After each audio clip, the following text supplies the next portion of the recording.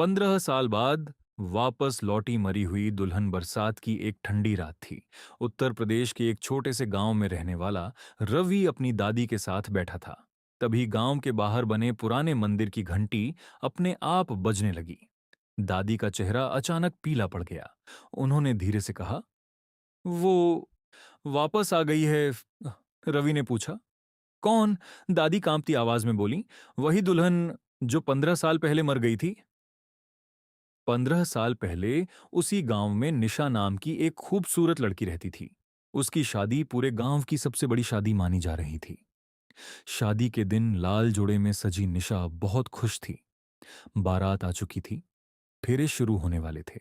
लेकिन तभी एक भयानक हादसा हो गया। निशा अचानक गायब हो गई। पूरा गांव उसे ढूंढने लगा। अगली सुबह उसकी लाश गांव के पुराने कुएं के पास मिली। किसी को नहीं पता चला कि उसकी मौत कैसे हुई। पुलिस भी कोई सुराग नहीं ढूंढ पाई।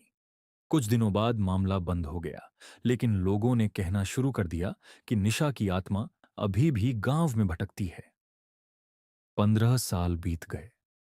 लोग धीरे धीरे उस घटना को भूल गए। फिर एक रात गांव के चौकीदार ने देखा कि सड़क पर एक दुल्हन चल रही है। लाल जोड़ा, हाथों में चूड़ियां, चेहरे पर घूंघट और पैरों में पायल की आवाज। चौकीदार ने सोचा कोई लड़की होगी, लेकिन जैसे ही वह पास गया, दुल्हन गायब हो गई। अगले दिन चौकीदार बुखार में पड़ गया। वह बार बार सिर्फ एक ही बात बोल रहा था, वो वापस आ गई। कुछ दिनों बाद गांव में अजीब घटनाएं शुरू हो गईं। रात को किसी के रोने की आवाज आती, कभी पायल बजती, कभी मंदिर की घंटी अपने आप बजने लगती। लोग डरने लगे। रवि इन बातों पर विश्वास नहीं करता था। उसने सच जानने का फैसला किया। एक रात वह अपने दोस्त मोहित के साथ पुराने कुएं के पास पहुंचा। घड़ी में रात के 12 बजे थे। अचानक ठंडी हवा चलने लगी, पेड़ हिलने लगे और तभी उसे पायल की आवाज सुनाई दी। छन छन छन। दोनों ने पीछे देखा। एक दुल्हन खड़ी थी, लाल जोड़ा, झुका हुआ सिर, लंबे बाल। मोहित डर के मारे भाग गया, लेकिन रवि वहीं खड़ा रहा।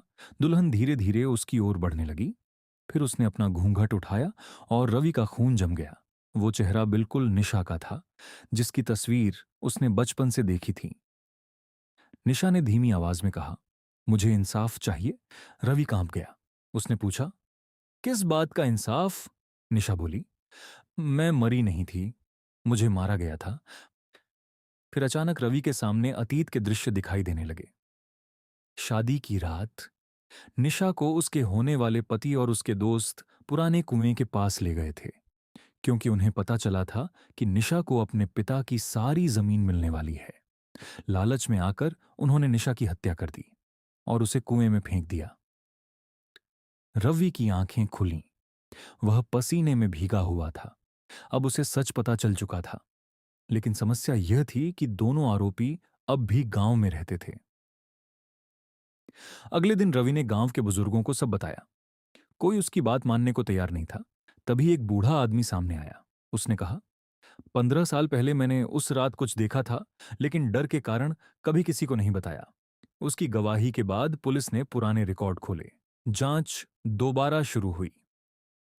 कुछ हफ्तों बाद सच सामने आ गया।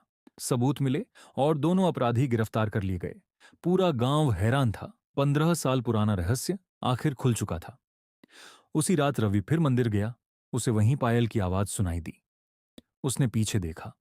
निशा सफेद रोशनी में खड़ी थी, लेकिन इस बार उसके चेहरे पर मुस्कान थी। उसने धीरे से कहा, धन्यवाद, और फिर वह रोशनी में गायब हो गई, हमेशा के लिए। लेकिन गांव वाले कहते हैं, बरसात की कुछ रातों में मंदिर के पास अब भी पायल की हल्की आवाज सुनाई देती है, जैसे कोई दुल्हन दूर कहीं जा रही हो और फिर अंधेरे में खो जाती हो। जिसको स्टोरी और वीडियो अच्छा लगा है तो प्लीज चैनल को सब्सक्राइब कर दो। सिर्फ 100 सब्सक्राइबर करवा दो तो मुझे भी स्टोरी डालने में थोड़ा बहुत मोटिवेशन मिले।